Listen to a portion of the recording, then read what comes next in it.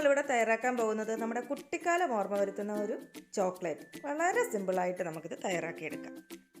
ഇനി അത് എങ്ങനെയാണ് തയ്യാറാക്കുക എന്ന് നോക്കാം. അതിനായി പാല്, പഞ്ചസാര, മിൽക്ക് പൗഡർ എടുത്തിട്ടുണ്ട്.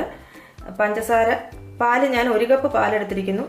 അതേ കപ്പിന് തന്നെ 1 കപ്പ് പഞ്ചസാര, 4 cup milk powder. 4 cup milk powder എടുക്കുമ്പോൾ 4 ടേബിൾ സ്പൂൺ നെയ്യ് എടുക്കുക. ഇനി പാല് ഞാനൊരു ബൗളിലേക്ക് ഒഴിക്കുകയാണ്. ഇത് തിളച്ച പാലൊന്നും അല്ല, സാധാ നോർമൽ ടെമ്പറേച്ചറിലെ പാലാണ്.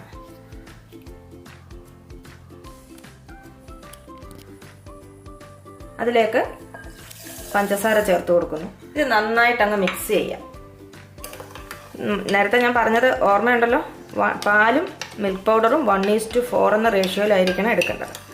നന്നായിട്ട് മിക്സ് ചെയ്യാം.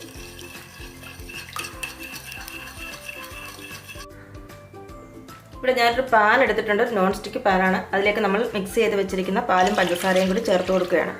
അപ്പോൾ ഇതിലേക്ക് വെച്ച് തന്നെ ഞാൻ മിക്സ് ചെയ്യാഞ്ഞത്, പഞ്ചസാര ഇതിൻ്റെ നോൺ സ്റ്റിക്ക് പാനല്ലേ, സ്ക്രാച്ച് വീഴാൻ സാധ്യതയുണ്ട്. അതുകൊണ്ടാണ് ഞാൻ ഇത് വേറെ മിക്സ് ചെയ്തത്. ഇനി നമ്മൾ ഈ പാലിലേക്ക് നമ്മൾ എടുത്തു വെച്ചിരിക്കുന്ന മിൽക്ക് പൗഡർ കുറേശ്ശെയായിട്ട് ചേർത്തിട്ട് മിക്സ് ചെയ്തെടുക്കണം. ഒന്നിച്ചങ്ങ് ചേർക്കരുതേ, ഒട്ടും കട്ടയില്ലാതെ കുറേശ്ശെ മിക്സ് ചെയ്തെടുക്കണം.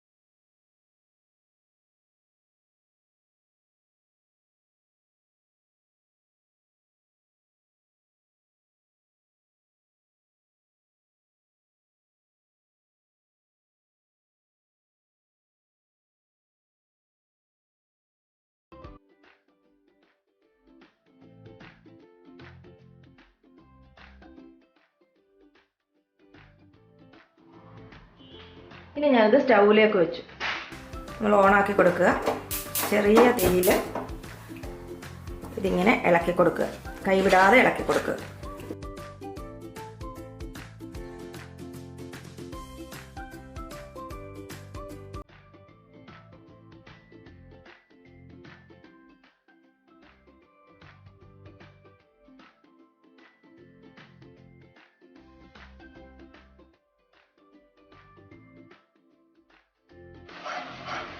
വീണ്ടും നമ്മൾ നേരത്തെ ലൂസായിരുന്ന നമ്മുടെ ബാറ്ററി ഇങ്ങനെ ടൈറ്റായിട്ട് വരുന്നുണ്ട്. ഈ സമയത്തൊക്കെ നമ്മുടെ ദേഹത്തേക്ക് തെറിക്കാതെ സൂക്ഷിച്ചോണേ.